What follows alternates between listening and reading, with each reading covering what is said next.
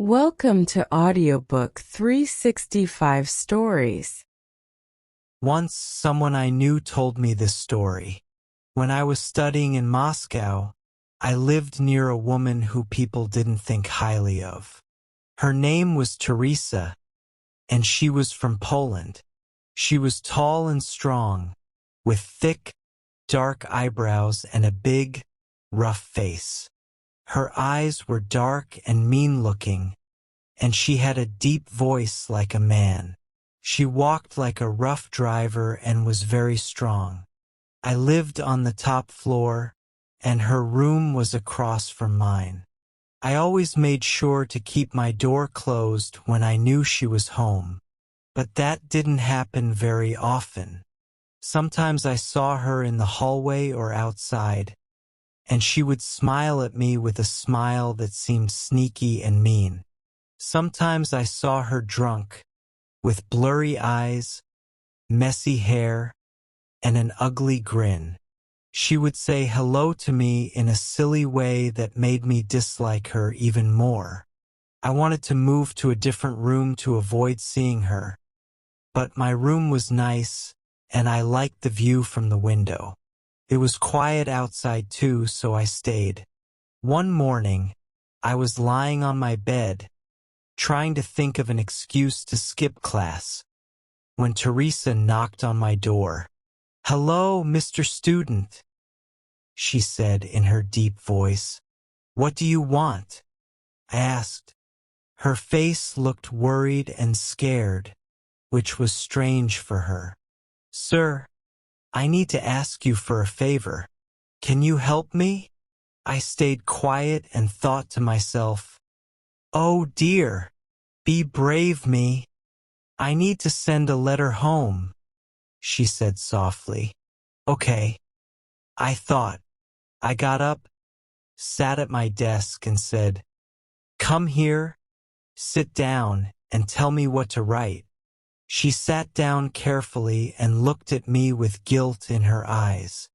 "Who do you want to write to?" I asked. 135. To Bolslav Koshput, in Sviepsiana, on the Warsaw Road, she said. "All right, go ahead," I said. "My dear Bowles, my darling, my loyal love, may God protect you. Why haven't you written to your sad Teresa for so long?" I almost couldn't stop myself from laughing. A sad little dove, a bird over 5 feet tall, with hands as heavy as rocks, and a face as dark as if it never washed. Holding back my laughter, I asked, "Who is this Bowles?" "Bowles, Mr. Student," she said, as if correcting me. "He's Bowles, my boyfriend." "Boyfriend?"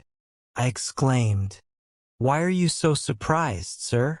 Can't a girl have a boyfriend?" she asked. "She? A girl? Oh, why not?" I said. "Anything is possible." "Has he been your boyfriend for long?" 6 years. "Oh, wow," I thought. "Well, let's write your letter." Honestly, I would have rather been in Bowles' shoes if Teresa wasn't the one writing to him. "Thank you very much, sir, for your help," said Teresa to me with a little bow. "Maybe I can help you with something?" "No, thank you," I said politely. "Perhaps your shirts or pants need some fixing?" she asked. I felt embarrassed by her offer and told her firmly that I didn't need her help at all. She left. A week or two passed. It was evening, and I was sitting by my window, bored and trying to think of a way to distract myself. I didn't feel like going out because the weather was bad. So, out of boredom, I started thinking about myself and my life. It wasn't very interesting, but I didn't want to do anything else. Then, thankfully, someone came in through the door. "Oh, Mr. Student, I hope you're not too busy?" Teresa said. No. What do you need? I replied. I was wondering if you could write another letter for me. Sure. To Bowles, right? No, this time it's from him. What? I was surprised. Silly me. It's not for me, Mr. Student. I'm sorry. It's for a friend of mine, or rather, not really a friend, just someone I know, a guy friend.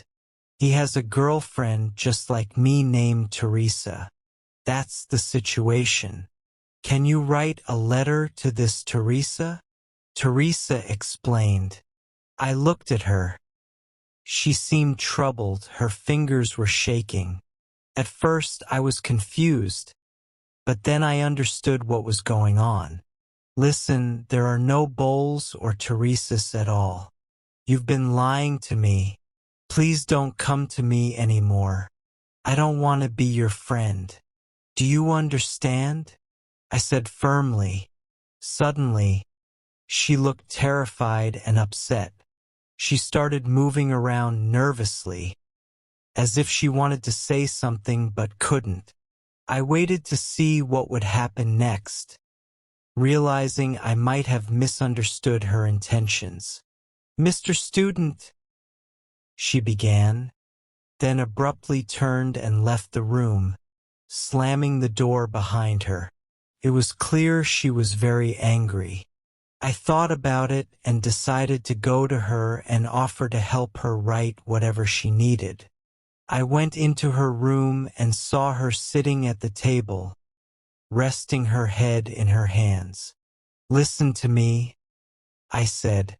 Every time I get to this part of the story, I feel really awkward and silly.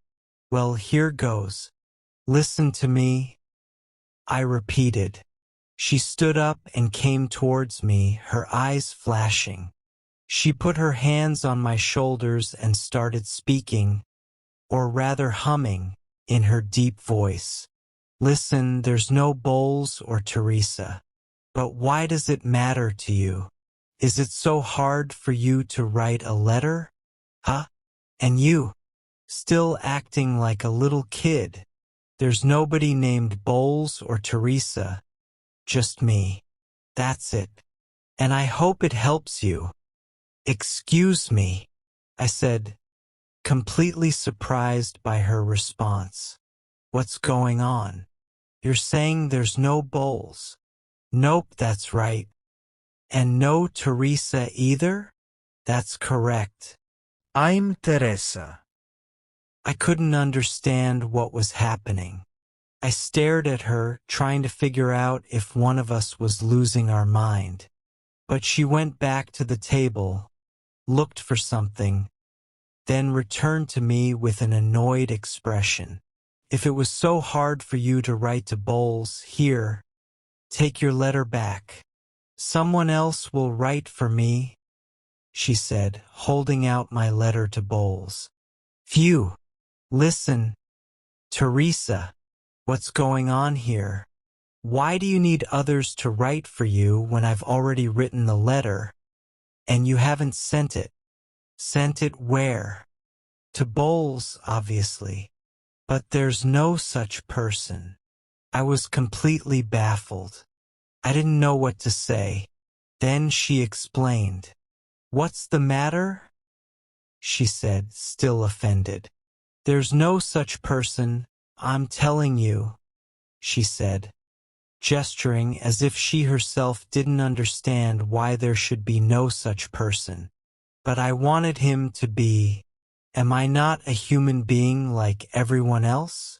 Yes, I know, of course. But I don't see any harm in writing to him. Excuse me. To who? To Bowles, of course. But he doesn't exist. Oh no. But what if he could? He may not exist now, but maybe he could. I write to him and it feels like he's real. And Teresa, that's me. Gets his replies and then I write back to him. Finally, I understood. I felt sick, miserable, and ashamed. Right next to me, just a few yards away, lived someone who had no one to treat her kindly, affectionately. She had made up a friend for herself.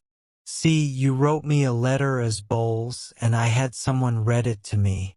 When I listened, I imagined Bowles was really there. And then I asked you to write a letter from Bowles to Teresa, that's me. When they read me those letters, it feels like Bowles is with me. Life feels easier then. Wow, what a silly thing, I thought to myself. From then on, I wrote letters to Bowles twice a week, and answers from Bowles to Teresa.